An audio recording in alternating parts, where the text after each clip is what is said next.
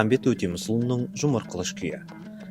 Қазақтың әйгілі жырауы, күйші композиторы, отаршылдыққа қарсы Исатай Тайманов бастаған көтерілісті ұйымдастырушылардың бірі. Осы көтерілістің жалынды жыршысы, оны қазақ хандығының соңғы жырау деп тануға болады. Бұл Махамбет Өтемісұлының өзі қолданған домбырасы. Осы домбырамен көптеген күйлерді орындаған. Соның бірі Жұмыр қылыш күйі. Баймағамбет сұлтан Махамбетті ұстап беруге әрекет жасайды.